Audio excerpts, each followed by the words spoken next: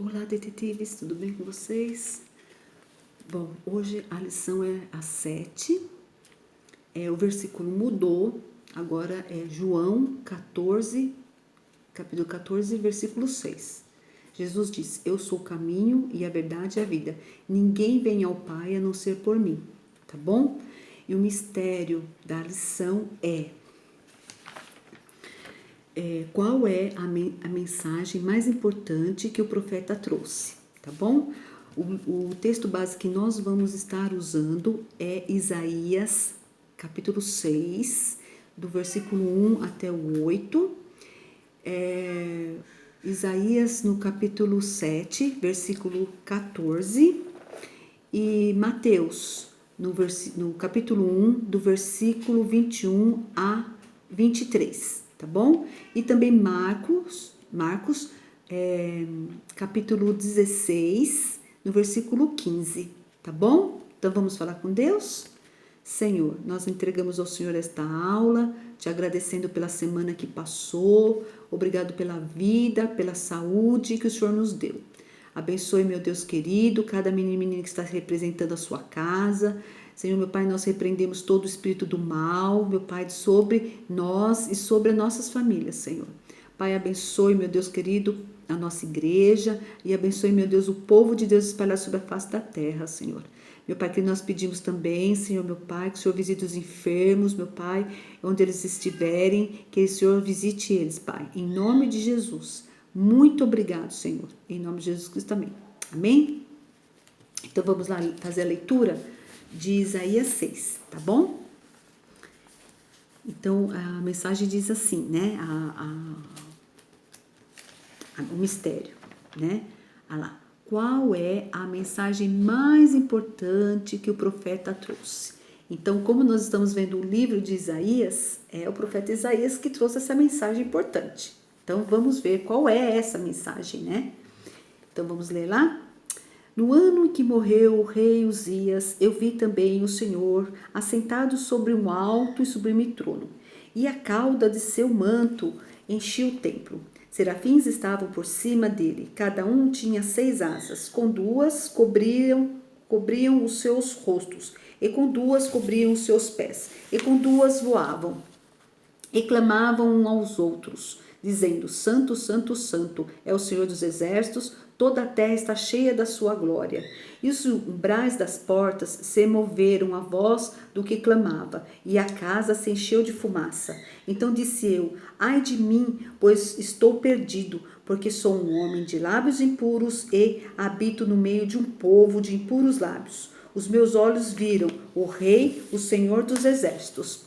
Porém, um dos serafins voou para mim, trazendo na sua mão uma brasa viva, que tirara do altar com uma tenaz.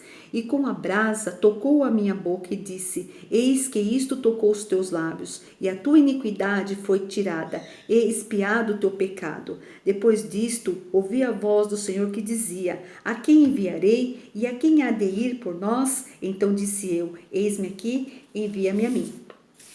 Bom, pessoal, esse capítulo ele fala sobre o chamado de Isaías, né, para ser um mensageiro do Senhor, ser um profeta no meio do povo de Israel, tá bom? Qual é o significado do nome Isaías? Deus é salvação. O livro de Isaías é o livro maior, né, do Novo Testamento sobre profético, né? É um livro profético maior. E Isaías, quando ele começou esse ministério de profecia, né, foi 740 anos antes de Jesus nascer, antes de Cristo, tá bom? Então, assim, umas curiosidades sobre Isaías. Sim, e também o ministério dele começou no Reino de Judá, precisamente em Jerusalém, tá? E essa parte aqui, né? Do que se fala? Fala quando Deus chamou Isaías para ser profeta, né? Então o que ele fez? Ele deu a visão celestial para ele, abriu a visão dele, né? E ali ele enxergou a glória do Senhor e ele deixou registrado no livro dele. Então ele viu a glória de Deus, ele viu o trono alto, ele viu serafins, né, que eram seres celestiais, em volta assim assim, na frente assim do trono, em volta do trono, aqueles seres, né, aquelas criaturas celestiais, né. Ele viu, né, não conseguiu ver o rosto de Deus, por quê? Porque era todo resplandecente, né? Então, por exemplo, ele fez o sol. O sol, a gente olha assim para o sol e ofusca os olhos da gente, né? Tem uma coisa muito brilhante, ofusca. Então, muitas vezes a gente olha para o sol assim, não consegue ficar vendo muito tempo, né? Porque imagine Deus que fez o sol. Então, era uma coisa assim, sabe, muito linda, né? Mas que tanto os serafins, né, que eram seres celestiais que tinham 6 asas, não viam, não se achavam dignos de ver, porque eles eram criaturas e vêm do seu Criador, então eles tapavam os olhos, né, com as suas asas, 2 asas, com outras 2 os pés, né, tipo, simbolizando a reverência, a humildade de ver a santidade do Senhor ali. Imagine Isaías, né? Porque o Senhor é santo, santo, santo, santo, puro. E ele se sentiu sujo, pecador, indigno de estar ali contemplando aquilo. Então ele fala assim: Senhor, eu sou sujo de lábios, eu sou pecador de lábios, né? Aí então o que acontece? Um serafim vai lá, né? E pega uma brasa viva e passa nos lábios de Isaías, né? E Isaías então ele purifica os lábios de Isaías, né? E aí ele fala: quem nós vamos enviar, né? Quem? Lá no versículo 8, né? Ele fala assim, depois que os lábios de Isaías é purificado, ele fala assim: depois disso ouvi a voz do Senhor que dizia: a quem enviarei? E quem há de ir por nós? Então ele disse, então Isaías disse: eis-me aqui, envia-me a mim, né? E aí então ele começa o ministério dele de profeta, onde o Senhor iria passar a mensagem dele para ele transmitir ao povo de Israel. O povo de Israel, desobediente, longe do Senhor, né? Porque a desobediência é pecado, né? Então, eles achavam que eles estavam agradando a Deus, mas não estavam, né? No capítulo 1 de Isaías, ali, se você quiser, né? Você dá uma olhadinha como que estava o povo de Israel, né? Eles faziam os sacrifícios e achavam que estavam agradando a Deus, mas não estavam agradando a Deus. Porque os pecados de desobediência deles era muito maior, né? E chegava diante do Senhor de forma desagradável, né? O Senhor não aceitava o que eles estavam fazendo, aqueles sacrifícios mesmo para ele, né? Porque a desobediência deles, quando a gente, é que nem Adão e Eva, eles desobedeceram, né? O Senhor. Então o Senhor fala assim que é melhor obedecer do que sacrificar. Então é preferível você obedecer do que fazer um sacrifício para Deus. Então eles faziam sacrifício para Deus, mas desobedeciam. Então não valia de nada. Então no capítulo 1 de Isaías, vocês depois dão uma lidinha. Aí no capítulo 6 o Senhor chama, né, um profeta para falar com aquele povo, para se arrepender, para se voltar para o Senhor, para obedecer ao Senhor. E aí então Isaías começa então a falar as mensagens que o Senhor mandou. E era a mensagem de juízo, era mensagem, né, que falava para as pessoas se arrependerem. Mas aí houve uma mensagem muito importante, né? Uma mensagem muito bonita que esse profeta trouxe, que era a mensagem, né, da vinda do Salvador. Quando o Senhor mandou Adão e Eva embora do paraíso, né, do jardim do Éden, pela desobediência, ali o pecado entrou por um homem. E o Senhor então fez a promessa de mandar um Salvador, aquele que ia tirar o pecado do mundo, né? E aí então o profeta Isaías, né, fala essa mensagem para o povo, né, de Israel, e também escreve no livro dele. Então ele escreve assim, lá em Isaías 7,14: portanto o Senhor mesmo vos dará um sinal, eis que a virgem conceberá e dará à luz um filho, e lhe chamará Emanuel, né? E lá em Mateus, né, no capítulo 1, do versículo 21, 23, ele fala, confirma a profecia de Isaías. Então, o verdadeiro profeta é aquele que fala, né? O Senhor manda ele falar, ele não fala da carne dele. Quando ele fala da carne, né, ele está falando do homem para a pessoa. É um profeta que não é do chamado de Deus. Ele não foi, o Senhor não colocou ele como profeta, ele se pôs como profeta, né? E aí então existe uma diferença muito grande, porque na hora de ver se a profecia vai ser cumprida ou não, daquele que se colocou, falou da boca para fora, que falou da carne, né? E não do espírito, vai ser a diferença, porque dele não vai se cumprir, mas aquele que o Senhor falou, que veio do Espírito, né, que veio do Senhor, vai ser cumprido, né? Então, muitas dos profetas aí que existe hoje e que existiu no passado,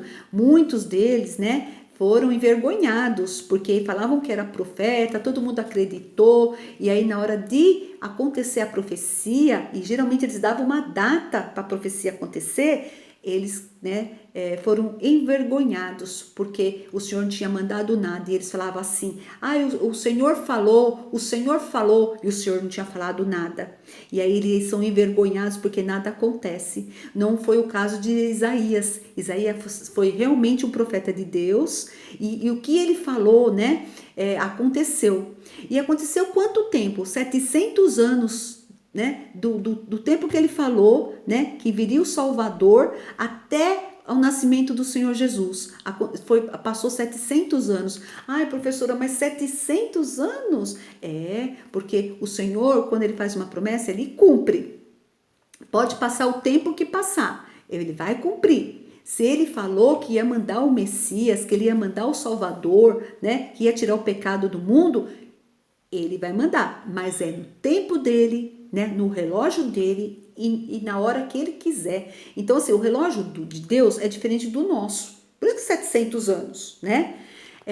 1 minuto, 1 segundo para nós é diferente do Senhor, né? Fala que um dia para Deus é 1000 anos para nós. Olha só. Então, passou 700 anos aí que veio, né, o anjo Gabriel falar com Maria. Então, vamos ler aí em Mateus, né? 1, do 21 ao 23. Ela dará à luz um filho, e você deverá dar-lhe o nome de Jesus, porque ele salvará o seu povo de seus pecados. Ó, o anjo Gabriel, ele veio, né? Olha só, e revelar para Maria que ela ia ser a mãe do Salvador. E Isaías tinha falado que da virgem ia nascer, né? Nasceu o Salvador. Tudo isso aconteceu para que se cumprisse o que o Senhor disse pelo profeta, né? A virgem ficará grávida e dará à luz um filho, e o chamarão Emanuel, que significa Deus conosco. Olha que bonito. Então, quando é de Deus, a coisa acontece. Quando é do homem, não acontece, tá bom? E uma coisa assim também que a gente tem que saber é que essa mensagem, né, que foi falada pelo profeta Isaías, né, a mensagem importante, que é a mensagem da salvação, é a mensagem que nós recebemos. Eu e você recebemos essa mensagem, né? E hoje nós fazemos parte da família de Deus, hoje nós temos o nosso nome escrito no livro da vida, hoje o Espírito Santo mora dentro do nosso coração, e hoje nós temos livre acesso para falar com o Senhor, né? Por quê? Porque nós recebemos essa mensagem da salvação, né? Jesus, ele veio, nasceu, né? Ele viveu até 33 anos, aí com 30 anos ele viveu trabalhando, né, tendo a vida dele normal, mas quando foi com 30 anos, ele foi chamado para começar o ministério dele na terra. E aí então ele passou pelo batismo, né, João Batista batizou ele, aí ele começou então a pregar, né, sobre o reino de Deus, e aí ele morreu, ele foi crucificado, né? E quando ele estava naquela cruz, ele estava morrendo por mim, por você, levando todos os nossos pecados, todas as nossas enfermidades, né? No Isaías 53 fala sobre as enfermidades, né? Até eu vou ler aqui para vocês. No versículo 4 e versículo 5 de Isaías 53. Verdadeiramente ele tomou sobre si as nossas enfermidades e as nossas dores. Levou sobre si e nós o reputamos por aflito, ferido de Deus e oprimido. Mas ele foi ferido por causa das nossas transgressões, dos nossos pecados, e moído por causa das nossas iniquidades. O castigo que nos traz a paz estava sobre ele, e pelas suas pisaduras fomos sarados. Então, Jesus Cristo, ele levou sobre si os nossos pecados, né? Os pecados daquelas pessoas que estavam ali, que crucificaram ele, né? Ele estava morrendo, ele falou assim: Senhor, perdoe os seus pecados, né? Perdoe, porque eles não sabem o que estão fazendo. Ele mesmo estava lá: perdoe, porque eles não sabem o que estão fazendo. Então, o Senhor Jesus, quando a gente aceitou Jesus no coração, como único e suficiente Salvador, quando Jesus estava naquela cruz, ele estava morrendo por mim e por você e por todas as pessoas, todas. Nós recebemos essa mensagem da salvação, hoje nós pertencemos à família do Senhor Jesus, ao povo de Deus, mas existem outras pessoas que ainda não conhecem dessa mensagem.